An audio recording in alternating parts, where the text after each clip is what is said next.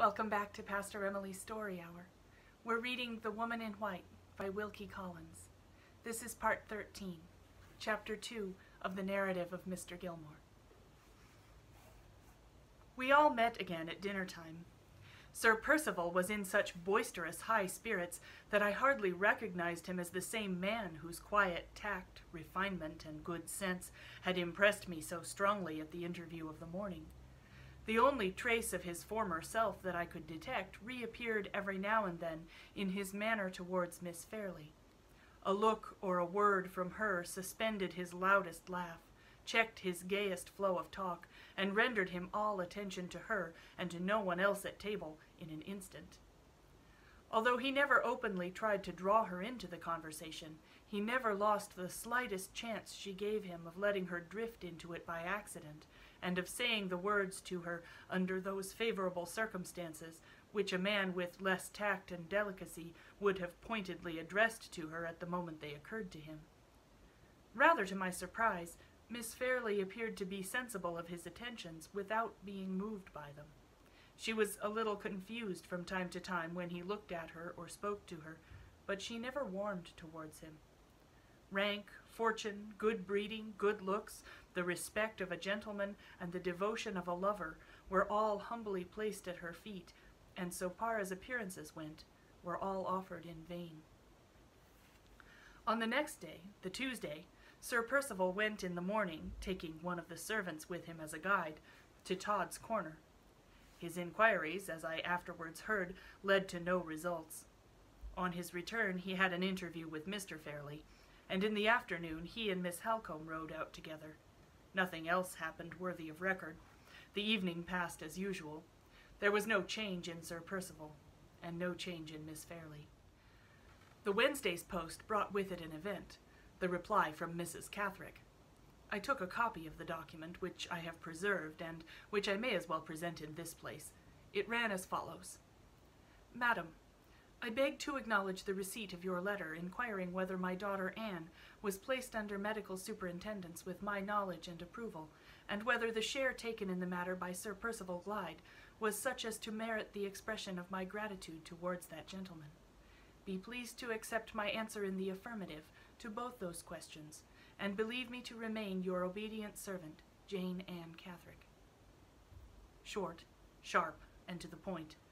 In form, rather a business-like letter for a woman to write, in substance, as plain a confirmation as could be desired of Sir Percival Glyde's statement.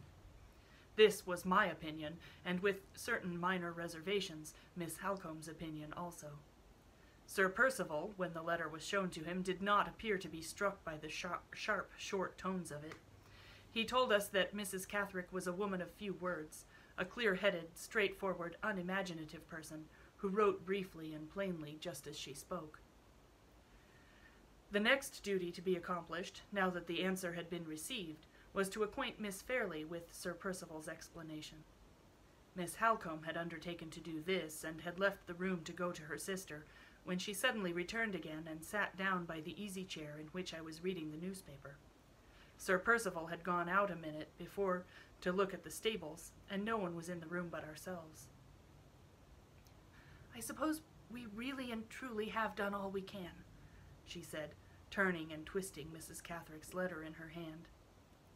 If we are friends of Sir Percival's, who know him and trust him, we have done all, and more than all, that is necessary, I answered, a little annoyed by this return of her hesitation.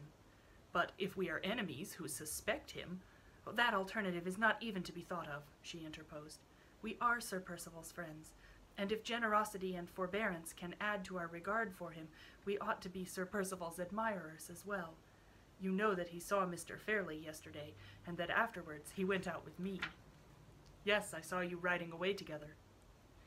We began the ride by talking about Anne Catherick and about the singular manner in which Mr. Hartright met her. But we soon dropped that subject, and Sir Percival spoke next, in the most unselfish terms, of his engagement with Laura. He said he had observed that she was out of spirits, and he was willing, if not informed to the contrary, to attribute to that cause the alteration in her manner towards him during the present visit. If, however, there was any more serious reason for the change, he he would entreat that no constraint might be placed on her inclinations, either by Mr. Fairley or by me.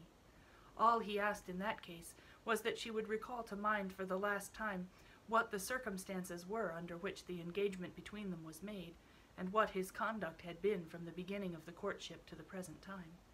If, after due reflection on these two subjects, she seriously desired that he should withdraw his pretensions to the honor of becoming her husband, and if she would tell him so plainly with her own lips, he would sacrifice himself by leaving her perfectly free to withdraw from the engagement. No man could say more than that, Miss Halcombe. As to my experience, few men in his situation would have said as much. She paused after I had spoken these words, and looked at me with a singular expression of perplexity and distress. "I accuse nobody, and I suspect nothing," she broke out abruptly, "but I cannot and will not accept the responsibility of persuading Laura to this marriage." "But that is exactly the course which Sir Percival Glyde has himself requested you to take," I replied in astonishment. "He has begged you not to force her inclinations." "And he indirectly obliges me to force them if I give her this message." "How can that possibly be?" "Consult your own knowledge of Laura, Mr. Gilmore. If I tell her to reflect on the circumstances of her engagement, I at once appeal to two of the strongest feelings in her nature, to her love for her father's memory, and to her strict regard for truth. You know that she never broke a promise in her life. You know that she entered on this engagement at the beginning of her father's fatal illness, and that he spoke hopefully and happily of her marriage to Sir Percival Glyde on his deathbed." I own that I was a little shocked at this view of the case. "Surely," I said, "you don't mean to infer that when Sir Percival spoke to you yesterday, he speculated on such a result as you have just mentioned?" Her frank, fearless face answered for her before she spoke. "Do you think I would remain for an instant in the company of any man whom I suspected of such baseness as that?" she asked angrily. I liked to feel her hearty indignation flash out on me in that way. We see so much malice and so little indignation in my profession. "In that case," I said, "excuse me if I tell you, in our legal phrase, that you are traveling out of the record. Whatever the consequences may be, Sir Percival has a right to expect that your sister should carefully consider her engagement from every reasonable point of view before she claims her release from it. If that unlucky letter has prejudiced her against him, go at once and tell her that he has cleared himself in your eyes and in mine. What objection can she urge against him after that? What excuse can she possibly have for changing her mind about a man whom she had virtually accepted for her husband more than 2 years ago?"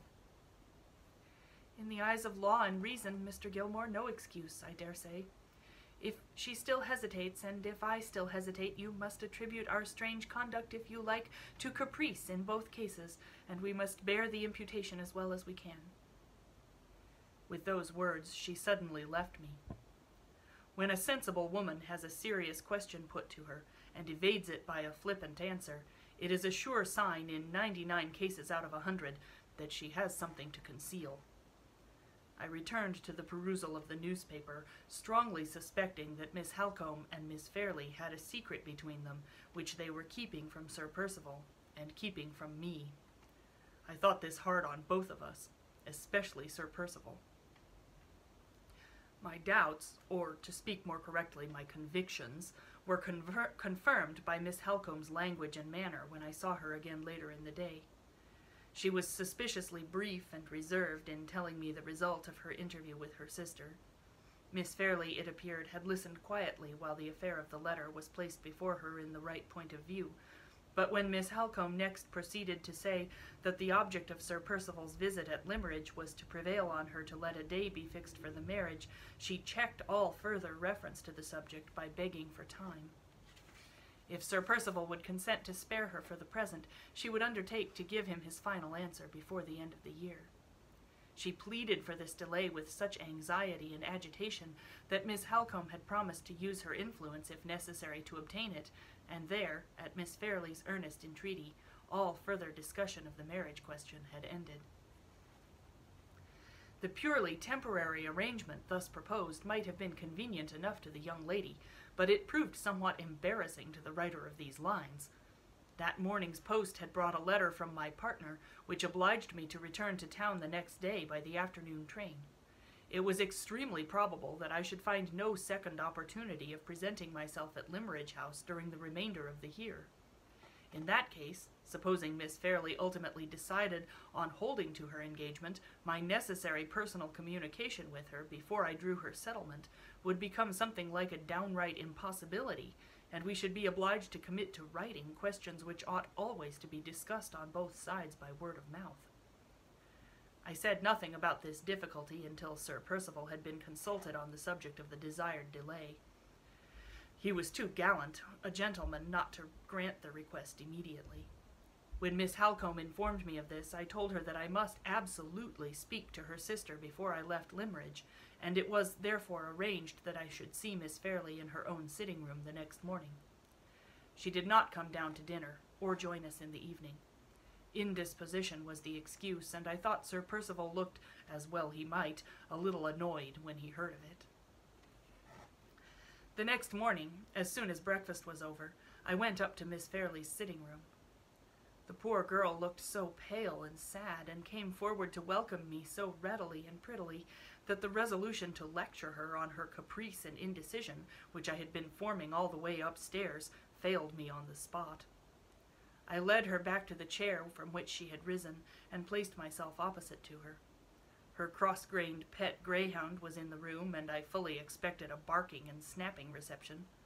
Strange to say, the whimsical little brute falsified my expectations by jumping into my lap and poking its sharp muzzle familiarly into my hand the moment I sat down.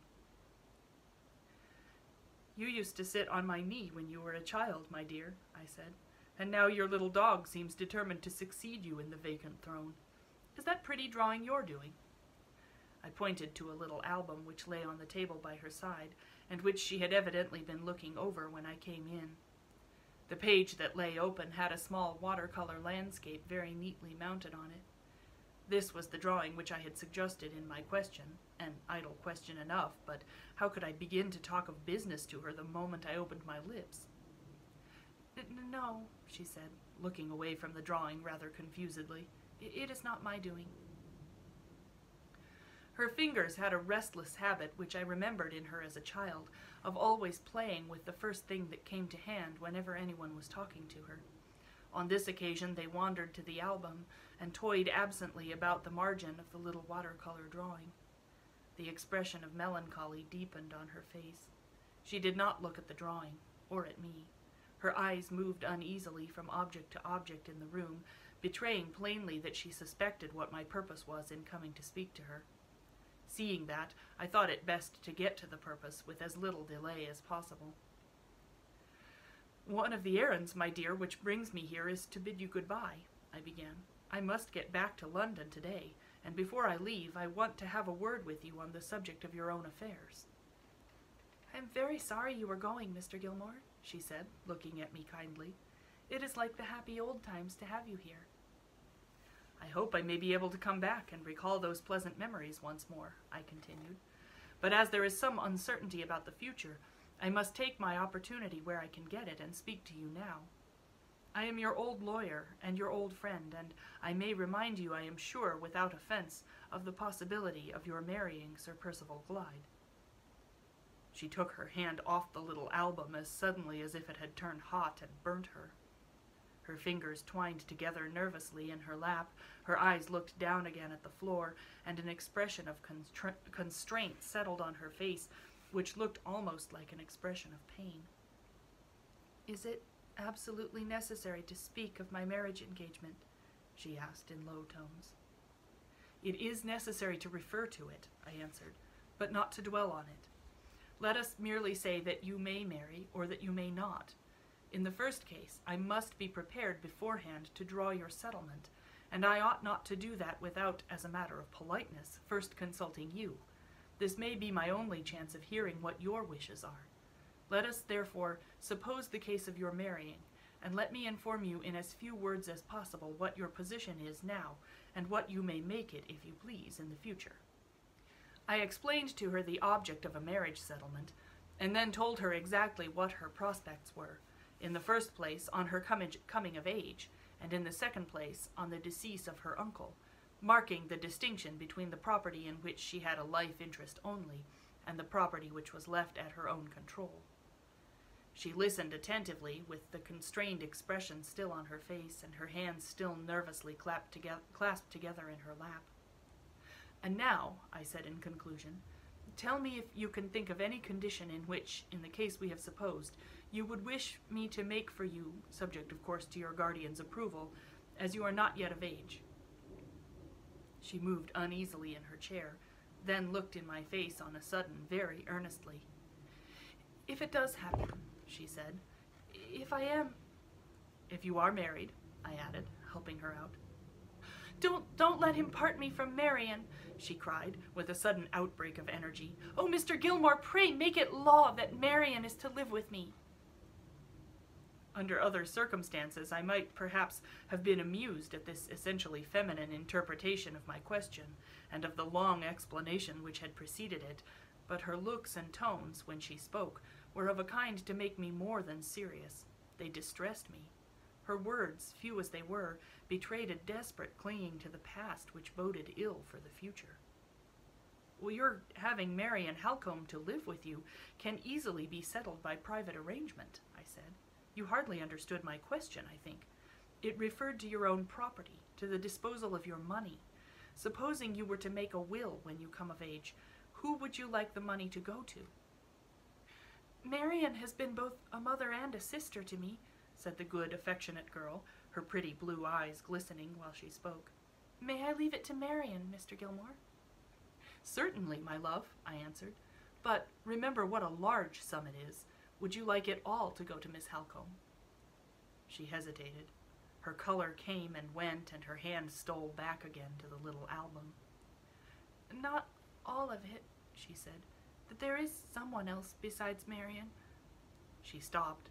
Her color heightened, and the fingers of the hand that rested upon the album beat gently on the margin of the drawing, as if her memory had set them going mechanically with the remembrance of a favorite tune.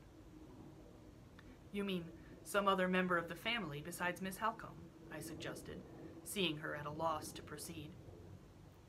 The heightening color spread to her forehead and her neck, and the nervous fingers suddenly clasped themselves fast round the edge of the book. "There is someone else," she said, not noticing my last words, though she had evidently heard them. "There is someone else who might like a little keepsake, if I might leave it. There would be no harm if I should die first." She paused again. The color that had spread over her cheeks suddenly left them. The hand on the album resigned its hold, trembled a little, and moved the book away from her. She looked at me for an instant, then turned her head aside in her chair. Her handkerchief fell to the floor as she changed her position, and she hurriedly hid her face from me in her hands. Sad to remember her as I did, the liveliest, happiest child that ever laughed the day through, and to see her now in the flower of her age and her beauty, so broken and so brought down as this. In the distress that she caused me, I forgot the years that had passed and the change they had made in our position towards one another. I moved my chair close to her and picked up her handkerchief from the carpet and drew her hands from her face gently. "Don't cry, my love," I said, and dried the tears that were gathering in her eyes with my own hand, as if she had been the little Laura Fairley of 10 long years ago. It was the best way I could have taken to compose her. She laid her head on my shoulder and smiled faintly through her tears. "I am very sorry for forgetting myself," she said artlessly. "I have not been well. I have felt sadly weak and nervous lately, and I often cry without reason when I am alone. I am better now. I can answer you as I ought, Mr. Gilmore. I can indeed." "No, no, my dear," I replied. "We will consider the subject as done with for the present. You have said enough to sanction my taking the best possible care of your interests, and we can settle details at another opportunity. Let us have done with business now and talk of something else." I led her at once into speaking on other topics. In 10 minutes' time she was in better spirits, and I rose to take my leave.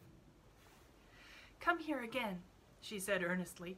"I will try to be worthier of your kind feeling for me and for my interests if you will only come again." Still clinging to the past, that past which I represented to her in my way, as Miss Halcombe did in hers. It troubled me sorely to see her looking back at the beginning of her career, just as I look back at the end of mine. "If I do come again, I hope I shall find you better," I said. "Better and happier. God bless you, my dear." She only answered by putting her cheek up to me to be kissed. Even lawyers have hearts, and mine ached a little as I took leave of her. The whole interview between us had hardly lasted more than half an hour. She had not breathed a word in my presence to explain the mystery of her evident distress and dismay at the prospect of her marriage, and yet she had contrived to win me over to her side of the question, and I neither knew how nor why. I had entered the room feeling that Sir Percival Glyde had fair reason to complain of the manner in which she was treating him. I left it, secretly hoping that matters might end in her taking him at his word and claiming her release. A man of my age and experience ought to have known better than to vacillate in this unreasonable manner. I can make no excuse for myself. I can only tell the truth and say, so it was. The hour for my departure was now drawing near. I sent to Mr. Fairley to say that I would like to wait on him to take leave if he liked, but that he must excuse my being rather in a hurry. He sent a message back, written in pencil on a slip of paper. "Kind love and best wishes, dear Gilmore. A hurry of any kind is inexpressibly injurious to me. Pray take care of yourself. Goodbye." Just before I left, I saw Miss Halcombe for a moment alone. "Have you said all you wanted to Laura?" she asked. "Yes," I replied. "She is very weak and nervous. I am glad she has you to take care of her." Miss Halcombe's sharp eyes studied my face attentively. "You are altering your opinion about Laura," she said. "You are readier to make allowances for her than you were yesterday." No sensible man ever engages unprepared in a fencing match of words with a woman. I only answered, "Let me know what happens. I will do nothing until I hear from you." She still looked hard in my face. "I wish it was all over, and well over, Mr. Gilmore, and so do you." With those words, she left me. Sir Percival most politely insisted on seeing me to the carriage door. "If you are ever in my neighborhood," he said, "pray don't forget that I am sincerely anxious to improve our acquaintance. The tried and trusted old friend of this family will always be a welcome visitor in any house of mine." A really irresistible man, courteous, considerate, delightfully free from pride, a gentleman every inch of him. As I drove away to the station, I felt as if I could cheerfully do anything to promote the interests of Sir Percival Glyde, anything in the world, except drawing the marriage settlement of his wife. Come back tomorrow for the next installment.